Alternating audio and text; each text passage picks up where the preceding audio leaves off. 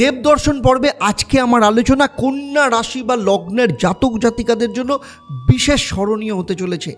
আপনাদের জীবনে খুব বড় পরিবর্তন নিয়ে আসতে চলেছে।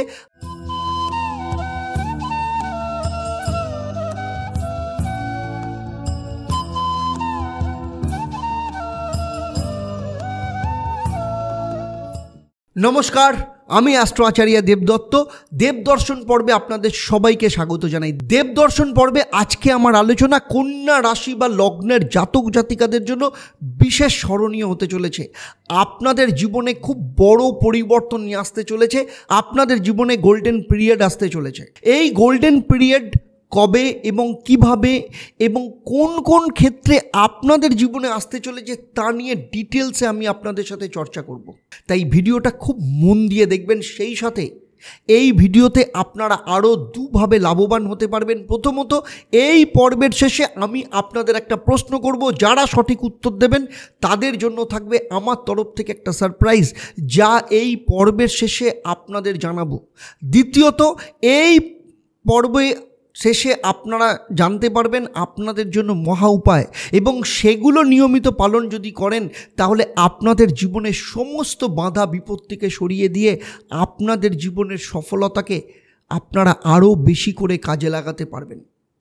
কিন্তু তার আগে আপনার মনের মধ্যে যে নেগেটিভ এনার্জি বসে আছে তাকে পরিবর্তন করে পজিটিভ হতে হবে আপনাকে। কারণ আমরা যখন পজিটিভ হই বা পজিটিভ চিন্তা নিয়ে চলি, তখন আমাদের আশপাশের যে পরিবেশ সেটাও কিন্তু পজিটিভ হয়ে যায়, আর গ্রহ পজিটিভ রেজাল্ট দেওয়া শুরু করে।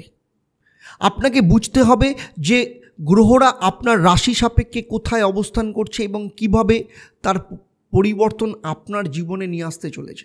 দেবগুরু বৃহস্পতি 12 বছর বাদে নবম স্থান বা ভাগ্যস্থানে প্রবেশ করবে 1 মে 2024 সালে। এতদিন পর্যন্ত বৃহস্পতি মেষ রাশিতে অর্থাৎ আপনার অষ্টম স্থানে অবস্থান করছিল, যা অত্যন্ত অশুভ স্থান হিসেবে মানা হয়। সেই সাথে বৃহস্পতির পঞ্চম দৃষ্টি আপনার প্রথম ভাব অর্থাৎ কন্যা রাশিতে, বৃহস্পতির সপ্তম দৃষ্টি আপনার তৃতীয় স্থান অর্থাৎ বৃশ্চিক রাশিতে, এবং বৃহস্পতির নবম দৃষ্টি আপনার পঞ্চম স্থান অর্থাৎ মকর রাশিতে পড়বে।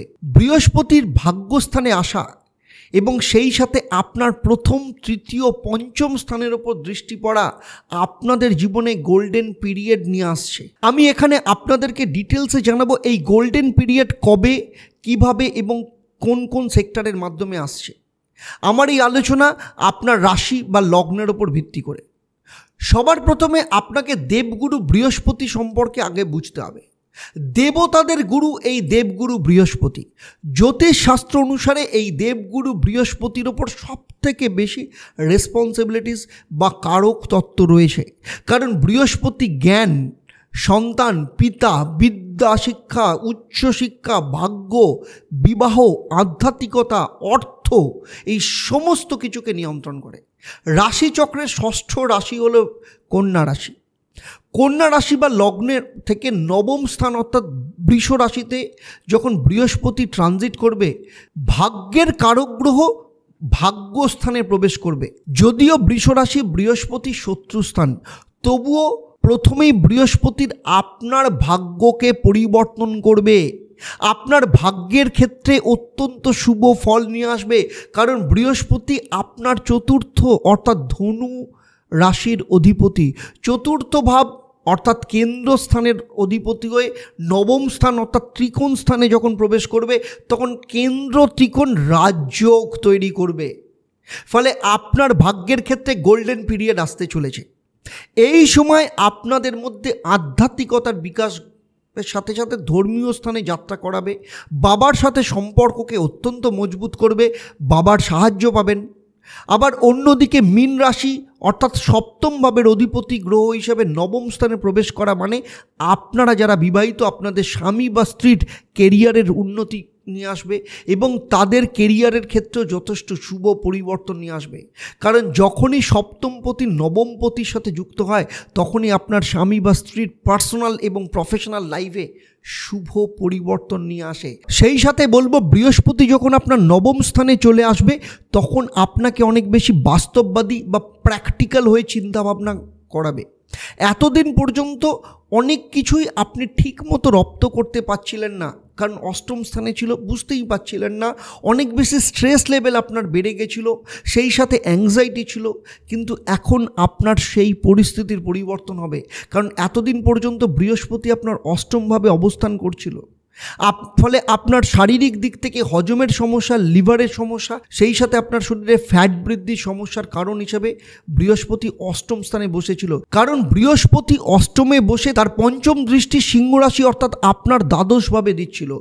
নবম স্থানে প্রবেশ করার পর তার পঞ্চম দৃষ্টি আপনার প্রথম ভাব অর্থাৎ কন্যা রাশির ওপর পড়বে।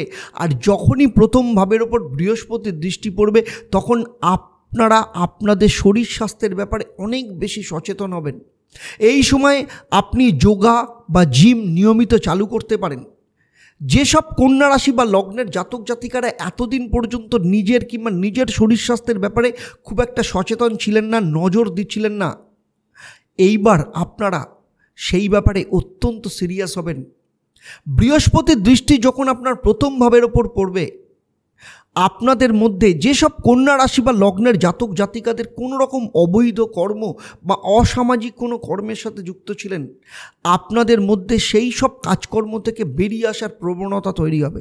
আবার বৃহস্পতির দৃষ্টি যখন প্রথম ভাবের ওপর পড়বে তখন আপনার মধ্যে ম্যাচুরিটি লেভেলকে বাড়িয়ে দেবে, আপনার মধ্যে পজিটিভ এনার্জি বা লেভেল বাড়বে।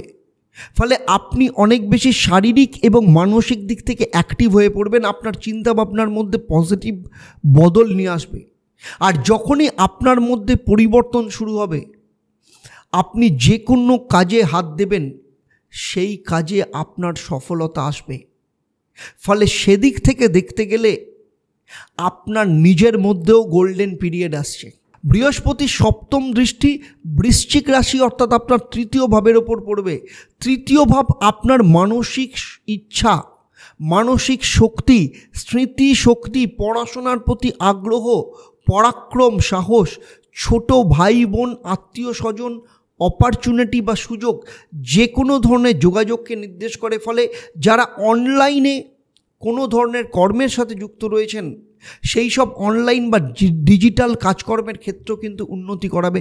যারা ট্যুরিজম বিজনেসের সাথে রয়েছেন বা কর্মের সাথে যুক্ত রয়েছেন, তাদের ক্ষেত্রেও কিন্তু গোল্ডেন অপরচুনিটি আসছে। সেই সাথে ট্রান্সপোর্টেশন বা এমন কোনো কাজ যেটা আপনাকে ঘুরে ঘুরে করতে হয়, সেই সাথে যে কোনো ধরনের ফিল্ড ওয়ার্ক, নেটওয়ার্ক মার্কেটিং, সেলসের সাথে যুক্ত যারা রয়েছে, সেই সমস্ত ক্ষেত্রেও কিন্তু যথেষ্ট উন্নতির যোগ দেখতে পাওয়া যাবে। এর পাশাপাশি সোশ্যাল নেটওয়ার্কিংয়ের ক্ষেত্রেও কিন্তু যথেষ্ট বৃদ্ধি করাবে। এর পাশাপাশি কন্যা রাশি বা লগ্নের স্টুডেন্টদের পড়াশোনার প্রতি আগ্রহ প্রচুর পরিমাণে বৃদ্ধি করবে। আপনার আত্মীয় স্বজন, পাড়া প্রতিবেশীর সাথে সম্পর্ক ভালো করবে এবং এদের দ্বারা আপনি জীবনে কোনো না কোনো বিষয়ে কোনো না কোনো ভালো যোগাযোগ পেতে পারেন। ফলে তৃতীয় ভাবের সমস্ত কারক তত্ত্বকে কিন্তু পজিটিভ করাবে। বৃহস্পতির নবম দৃষ্টি পঞ্চম ভাব অর্থাৎ মকর রাশির ওপর পড়বে। তাই কন্যা রাশি বা লগ্নের জাতক জাতিকারা যাদের সন্তান হওয়ার জন্য যারা প্রচুর পরিমাণে চেষ্টা করে যাচ্ছেন, বৃহস্পতির এই পঞ্চম দৃষ্টি আপনার সন্তান হওয়ার পথকে প্রশস্ত করবে। তবে এর সাথে সাথে আপনার এবং আপনার স্বামী বা স্ত্রীর ব্যক্তিগত জন্মছকে পঞ্চম স্থানের অবস্থান এবং আপনাদের হাতের সন্তান স্থানের অবস্থানকেও দেখা ভীষণ দরকার, যে আপনাদের সন্তানযোগ কতটা প্রশস্ত হবে। তাই যারা ফ্যামিলি প্ল্যানিং যারা করছেন, আমি বলবো কোনোভাবেই এই গোল্ডেন চান্সকে মিস হতে দেবেন না। আপনারা আপনাদের জন্মছক এবং হাত এবং বাস্তুকে পর্যবেক্ষণ করিয়ে নেবেন। বৃহস্পতি পঞ্চম দৃষ্টি কন্যা রাশি বা লগ্নের স্টুডেন্টদের ক্ষেত্রেও যথেষ্ট শুভ সময় নিয়ে আসতে চলেছে। এই সময় যদি কোনো পরীক্ষা থাকে, যদি কোনো কম্পিটিটিভ এক্সাম থাকে, এই সমস্ত ক্ষেত্রে বৃহস্পতি প্রচুর সফলতা নিয়ে আসতে চলেছে। আপনার মানসিক ইচ্ছা, চাহিদা, স্বপ্ন সমস্ত কিছুকে পূরণ করবে যদি প্রপার প্ল্যানিং করে চলতে পারেন। আপনার লাভ বা আপনার লাভ লাইফ বা প্রেমের ক্ষেত্রেও কিন্তু যথেষ্ট বিশেষ পরিবর্তন এবং শুভ পরিবর্তন আসছে। আপনাদের পার্টনারের আর্থিক এবং কেরিয়ারের দিক থেকেও কিন্তু যথেষ্ট উন্নতির যোগ এই সময় দেখতে পাওয়া যাচ্ছে। যাদের বর্তমানে প্রেম নেই তাদের ক্ষেত্রেও কিন্তু মনের মতো প্রেমের প্রপোজাল আসতে চলেছে। সেই সাথে এই সময় যে কোনো ধরনের ছোটোখাটো বা বড় ধরনের ইনভেস্টমেন্ট আপনার পক্ষে অত্যন্ত লাভজনক হবে। ফলে এই সময় যত পারবেন ইনভেস্ট করে রাখুন, বিশেষ করে paper gold, property, mutual fund, share, এই সমস্ত ক্ষেত্রে যদি লং টার্মের জন্য ইনভেস্ট করে রাখেন সেখান থেকে আপনারা প্রচুর পরিমাণে লাভ ঘরে তুলতে পারবেন। তবে আপনাদের জীবনে যে গোল্ডেন পিরিয়ড আসছে তাকে যদি ঠিকমতো আপনারা জীবনে কাজে লাগাতে চান তাহলে কিছু কিছু জিনিসের ওপর আপনাকে কিন্তু নজর দিতে হবে। আপনার অ্যাটিটিউড, অহংকারকে কন্ট্রোল করতে হবে। সেই সাথে চটজলদি কোনো সিদ্ধান্ত বা কাজ করা যাবে না, খুব তাড়াতাড়ি কারোর ওপর বিশ্বাস করে ফেলা যাবে না। এটা আপনার পার্সোনাল লাইফ হোক কিংবা কর্মক্ষেত্র বা পার্টনারশিপ ব্যবসার ক্ষেত্রেই হোক না কেন। সেই সাথে বলবো, বৃহস্পতি যেহেতু বৃষ রাশি অর্থাৎ শত্রুস্থানে আসছে, তাই আপনাদের যে কোনো কাজে কিছুটা দেরি হতে পারে, কিন্তু ঘাবড়াবেন না, কারণ সেই বৃষ রাশি আবার আপনার ভাগ্যস্থান। ফলে ভাগ্যের সহায়তা কিন্তু আপনি পুরোপুরি পাবেন। এতক্ষণ আমি যে আলোচনা করলাম, এই আলোচনা আপনার রাশি বা লগ্নের উপর ভিত্তি করে আপনাদের জীবনে কবে গোল্ডেন পিরিয়ড আসতে চলেছে। যদিও আপনার জন্মছকে বৃহস্পতির অবস্থান কিংবা আপনার লগ্ন বা নবগ্রহের অবস্থান অথবা আপনার হাত কিংবা বাস্তুর পজিশন সম্পর্কে আমার কোনো ধারণা নেই। যদি থাকতো তাহলে এই ভিডিওতে আপনার সম্পর্কে পার্সোনাল প্রেডিকশন যেটা করতে পারতাম সেটা আপনার গোল্ডেন পিরিয়ড সম্পর্কে আরও নিখুঁত ফল দিত। কন্যা রাশি বা লগ্ন নিয়ে আমার এই আলোচনা আপনাদের কেমন লাগলো অবশ্যই কমেন্ট করে জানাবেন, আর যদি ভালো লাগে তাহলে অবশ্যই অন্যদের শেয়ার করবেন।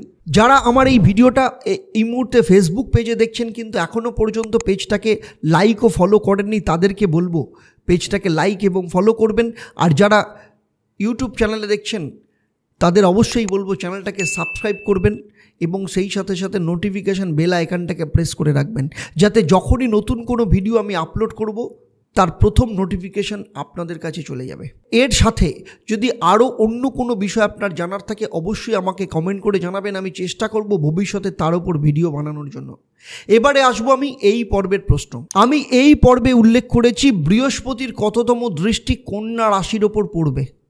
যারা সঠিক উত্তর দেবেন তাদের মধ্য থেকে লাকি ড্রয়ের মাধ্যমে আমি 3 জন সঠিক উত্তরদাতাকে বেছে নেব। আপনারা যারা লাকি ড্র বিজেতা হবেন, আপনাদের কিংবা আপনাদের পরিবারের কোনো একজন সদস্যের জন্মছক ও তার সমস্যা নিয়ে পরামর্শ দেব। তবে আপনারা জানেন আমার এই পরিষেবা আপনাদের জন্য সম্পূর্ণ বিনামূল্যে থাকে। তবে অবশ্যই আপনার নাম লাকি ড্র বিজেতা হিসাবে সিলেক্ট হতে হবে। এবারে আসবো আপনাদের কি মহা উপায় পালন করবেন যাতে আপনাদের জীবনে গোল্ডেন পিরিয়ড আসতে সাহায্য করে, অন্যদিকে যা কিছু সমস্যা রয়েছে সেগুলোকে প্রতিহত করতে হেল্প করে। প্রতিদিন আপনারা বুধের বীজ মন্ত্র 108 বার পাঠ করবেন, ওম ব্রাং ব্রিং ব্রং স্বাহ বুধায় নমঃ। কারণ বুধ আপনার লগ্ন বা রাশির অধিপতি এবং দশম বা কর্মভাবের অধিপতি। ফলে প্রতিদিন পাঠ করলে আপনাদের লগ্ন এবং দশম ভাব অত্যন্ত শক্তিশালী হবে। সেই সাথে প্রতিদিন শুক্রের বীজমন্ত্র 108 বার পাঠ করবেন, ওম দ্রাং দ্রিং দ্রং স্বাহ শুক্রায় নমঃ। কারণ শুক্র আপনার অর্থ এবং ভাগ্যস্থানের অধিপতি এবং বৃষ রাশির অধিপতি শুক্র, সেখানেই কিন্তু বৃহস্পতি প্রবেশ করছে। তাহলে আজকের মতো বিদায় নেব, আবার দেখা হবে আপনাদের সাথে পরবর্তী পর্ব। তুলা রাশি বা লগ্নের জাতক জাতিকাদের 2024-এ গোল্ডেন পিরিয়ড কবে আসতে চলেছে। আপনারা আপনাদের পরিবারের সবাইকে নিয়ে ভালো থাকুন, আনন্দে থাকুন, সুস্থ থাকুন এবং নিয়মিত দেখতে থাকুন দেবদর্শন। নমস্কার।